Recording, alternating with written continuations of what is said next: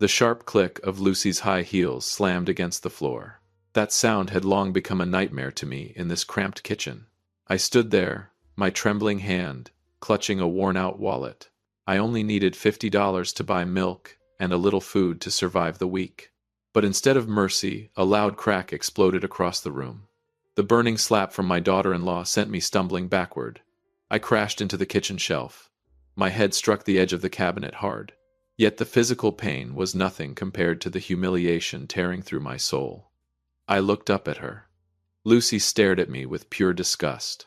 Her eyes always calculated the value of everything around her, and at that moment my value in her eyes was less than nothing. She screamed at me to get a job, calling me a useless old parasite.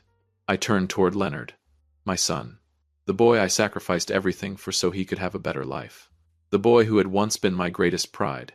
But he just stood there, head lowered, completely silent while his wife humiliated his own father. That silence hurt far more than Lucy's slap ever could. Slowly, I pushed myself back to my feet. I wiped the blood from the corner of my mouth. I did not cry. I did not argue. Years of patience officially ended in that moment. Something cold and ruthless rose inside me. They thought they held all the power. They thought I was nothing but a burden. They had no idea what was coming for them. Welcome back to Dad's Revenge Real Life. Stay with me until the end to witness how this revenge unfolds. And don't forget to comment the city you're watching from so I can see just how far my story has traveled. I quietly walked out of their house. I made my way back to my apartment. A cramped little space, barely 800 square feet. The place reeked of mildew from the aging walls. The room was suffocating and miserable enough to make anyone feel trapped. I sat down on the torn sofa and stared at the peeling ceiling above me. This was where I hid from the world. It was also where I punished myself by living inside a carefully staged performance of poverty. I did it on purpose. I wanted to pretend I was broke and helpless. I used Margaret's medical bills as the excuse, claiming they had drained every dollar we had saved throughout our lives together. I wanted this misery to become a trap so I could see my son and daughter-in-law's true colors. A violent pounding on the door shattered my thoughts. Lucy stormed inside without even greeting me. Her high heels stomped across the dusty floor. She threw a piece of paper onto the table. Lucy announced that starting next month, the rent would increase by another $500. I stared at my daughter-in-law in disbelief. She sneered and claimed I was using too much electricity and water. She said this house was not a charity shelter. Standing there with her arms crossed and chin raised in contempt, she coldly told me that if I could not afford it, then I should pack my things and live on the streets. Rage twisted inside me like a tidal wave. I looked straight into Lucy's eyes and deliberately asked in a trembling voice whether Leonard knew about this. Lucy let out a mocking laugh. She said Leonard completely agreed with her. According to her, my son was sick and tired of supporting a useless old man. Every word felt like a knife driving deeper into my chest. The irony was almost laughable. She was humiliating me over $500 in rent, while my real bank accounts held $8.7 million. I owned assets far beyond anything she could ever dream of touching in her lifetime. I looked at her and calmly nodded in agreement. I accepted this humiliation one final time. Lucy turned and walked away with the smug expression of someone who believed she had absolute power. What she did not realize was that she had just signed her own destruction order. My patience had finally reached its limit. I picked up my phone and called someone very special. Someone who held the key to a devastating secret capable of throwing both of my ungrateful children out onto the street in an instant. After Lucy left, I sat silently in the darkness of that cramped apartment. The phone in my hand was still warm, but my mind drifted back into the past. I thought about Margaret, my late wife. A mother's instincts are never wrong. I still remember the very first day Leonard brought Lucy home to meet us. Margaret saw through everything immediately. She was never fooled by Lucy's fake smile or sweet words. Margaret leaned close to me and whispered that the girl's eyes were full of calculation. She did not look at Leonard with love. She looked at our son like a financial opportunity. Because of that suspicion, Margaret and I created a plan 8 years ago. A long-term test of loyalty and respect. We decided to pretend we were poor. We spread the story that every dollar we had was gone because of medical expenses. We wanted to know whether our children would still respect us once we no longer had money. Margaret hoped with all her heart that she was wrong. She prayed our children would love us unconditionally. But reality was cruel. The test lasted 8 long years, and the only thing we received in return was bitterness, humiliation, and a burning slap across my face. My beloved Margaret passed away peacefully, but she left behind something far more valuable than money. She gave me the clarity to see people for who they truly were. Now the test was over. The 8-year examination officially ended with a failing grade for Leonard and Lucy. I no longer had any reason to keep pretending to be a helpless old man. My patience had hardened into something cold and unbreakable. I slowly stood up and opened the old cabinet. Inside, I pulled out a dusty metal box. There was no cash hidden inside, only a single business card from one of the top law firms in the city. I dialed the number. The call was answered almost immediately. The serious voice of the attorney on the other end made my chest tighten. The final act had officially begun. The next morning, I put on the most respectable clothes I owned. I took a cab to the financial district downtown. Soon I stood before a towering glass skyscraper that reflected the morning sunlight like a blade. This was the office of James Morrison, my attorney. He was an old friend and the only person who knew the full truth about me. The moment I stepped through the elegant oak doors, James rose from his chair and shook my hand firmly. There was sympathy in his eyes. He said he had heard about everything I had been enduring. Then he asked me one simple question. Was I finally ready to end this performance? I lowered myself into the soft leather chair. The exhaustion and sadness that had once covered my face were completely gone. In their place was something colder, something powerful. I gave him a firm nod and told him to open my financial records. It was time for the man hiding in the shadows to reveal himself. James placed a thick stack of documents on the desk. The real numbers inside were enough to leave anyone speechless. My total net worth now stood at $8.7 million. The portfolio included 17 commercial properties and an enormous stock investment account. But the greatest irony of all was where I had been living. James flipped to another page and let out a bitter smile. He pointed directly at the ownership documents for that miserable apartment building. I was the legal owner of the entire property. My son Leonard worked there as the building manager. Every month he came knocking on my door to collect rent with arrogance dripping from his voice. He and Lucy believed they held all the power. They were proud of earning a few $1,000s managing the property for some mysterious corporation. What they never realized was that the mysterious corporation was me. I had been paying rent to myself for 8 years just to test their hearts. The truth was almost absurd. While Lucy humiliated me over an extra $500 in rent, my investments earned more money in a single day than they made in an entire week. Feeling that shift in power sent a surge of strength through my body. I looked across the desk at James and gave him my next instruction.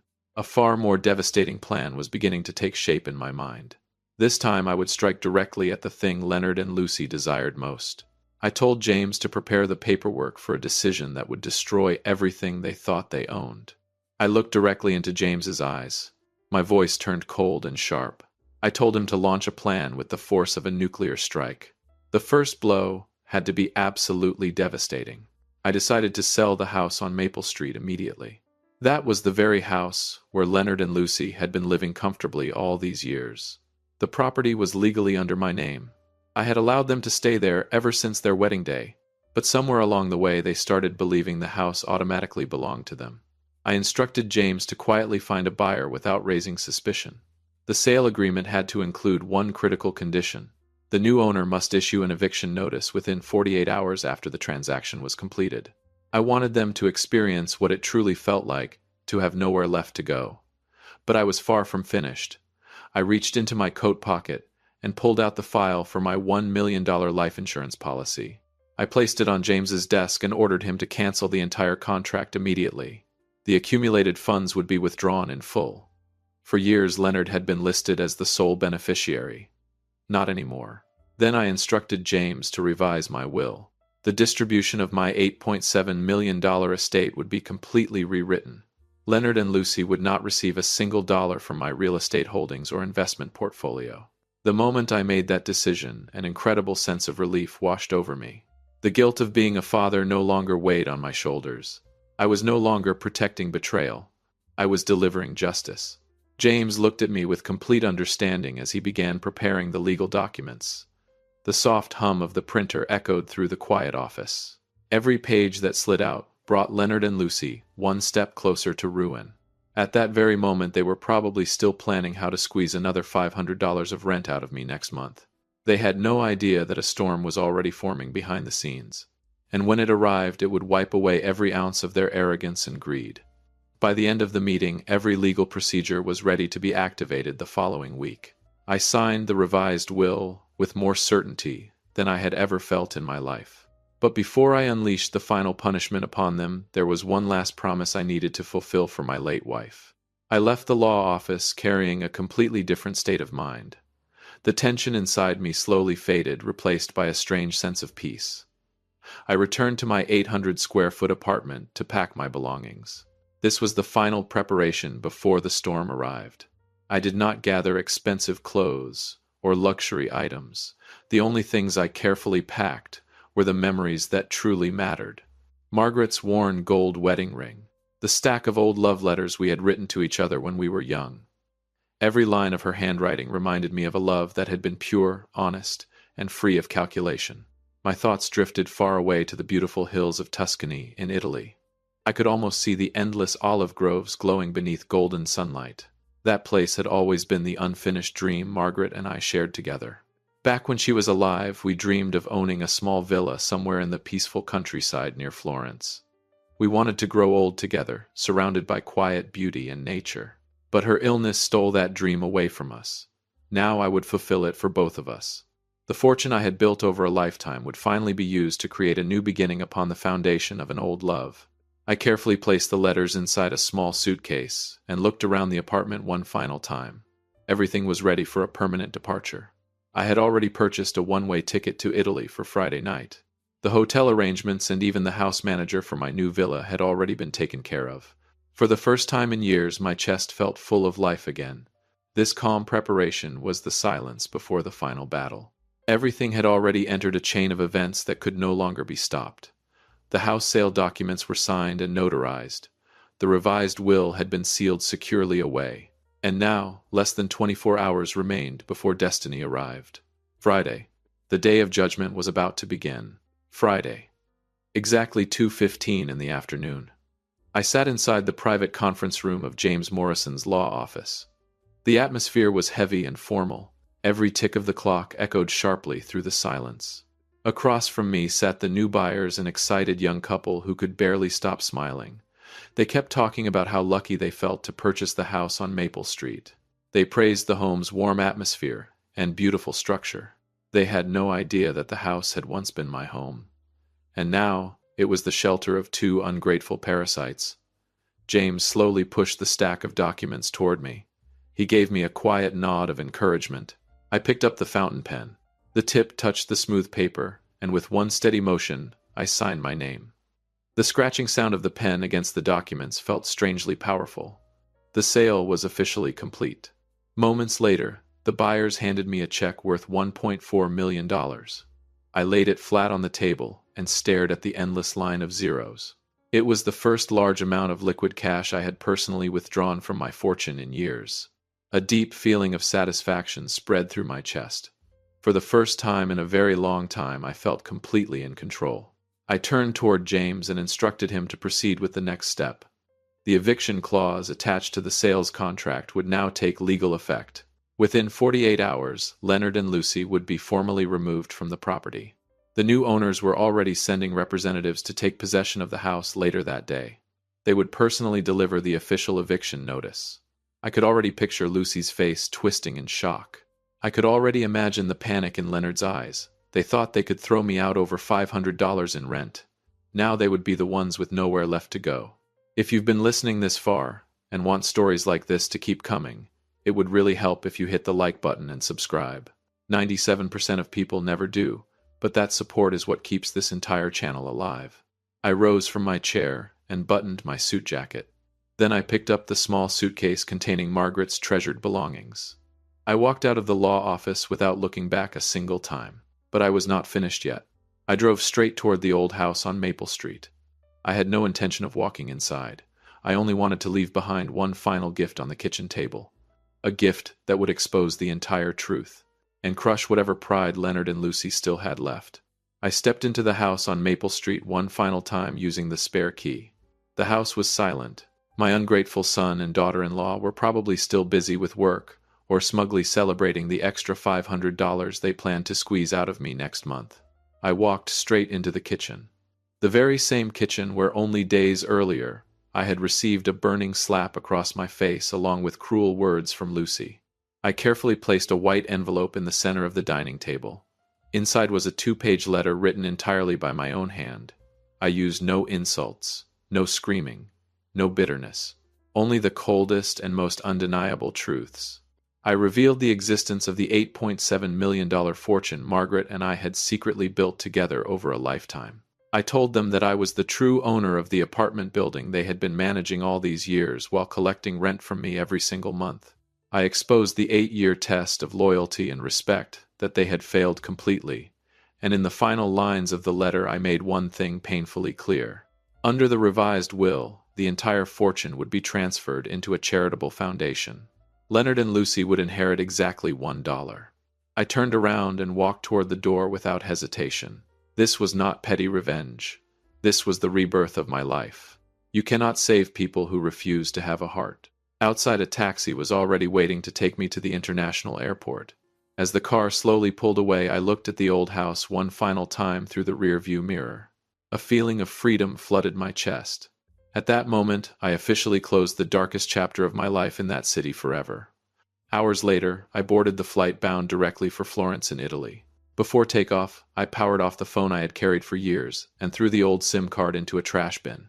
A beautiful new life was waiting for me on the other side of the ocean. But back home, the moment that letter on the kitchen table was opened, a chain reaction of chaos and destruction began to explode. The plane touched down in Florence just as dawn began to rise over Italy. I stepped outside and filled my lungs with the crisp morning air. A luxury car was already waiting to take me to my new villa in the Tuscan countryside. The place looked like something from a painting. Rolling olive hills stretched endlessly beneath soft golden sunlight. The villa stood proudly among them with ancient stone walls and a roof of deep red clay tiles. This was the dream Margaret and I had once whispered about late at night when life was still gentle. As I passed through the iron gates, I was welcomed by Maria, the local housekeeper. She greeted me with a warm smile and sincere respect. A fresh cup of coffee and a beautiful breakfast had already been prepared on the wooden table overlooking the hills. For the first time in years, I felt something rare. Peace. Here, people respected me because of who I was, not because of the weight of my wallet. I sat quietly on the balcony, staring out at the peaceful countryside while a deep sense of freedom settled over my soul. Eventually, curiosity got the better of me. I picked up my tablet and logged into the voicemail account connected to my old phone number through a secure application. Instantly, dozens of frantic messages appeared on the screen. The contrast was almost cruel. Lucy's voice came first. She was screaming so hard her words cracked with panic and rage.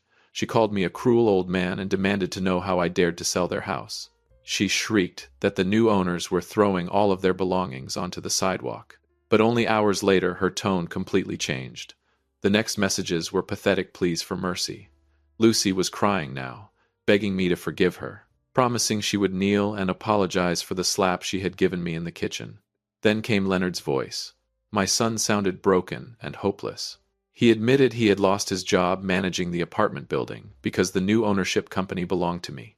He confessed that they were now sleeping inside their old car because they could not afford rent anywhere else. I coldly shut the application off. I felt absolutely nothing. This was the natural consequence of greed, arrogance, and betrayal. The sweetest revenge was not their suffering. It was the peace I finally possessed. But the story was not over yet. 6 months later, a handwritten letter unexpectedly arrived from back home and was delivered directly to my villa in Tuscany. Inside that letter was a shocking revelation about the fate of Leonard and Lucy. 6 peaceful months passed among the olive hills of Tuscany. Eventually, the handwritten letter from back home finally arrived in my hands. The sender was Leonard.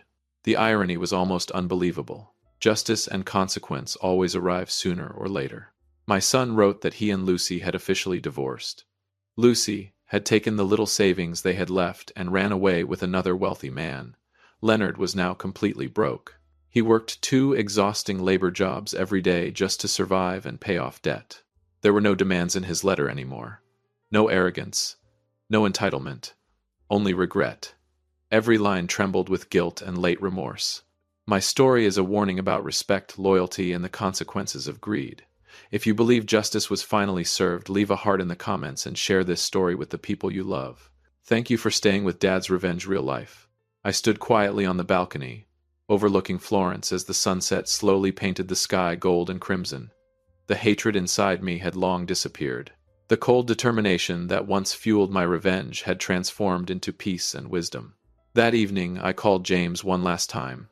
I instructed him to revise my will again. I decided to increase Leonard's inheritance to $50,000. Not enough to make him wealthy, but enough to give my son a chance to rebuild his life from the ruins. Sometimes the greatest act of love is knowing when to let go of people who betrayed you.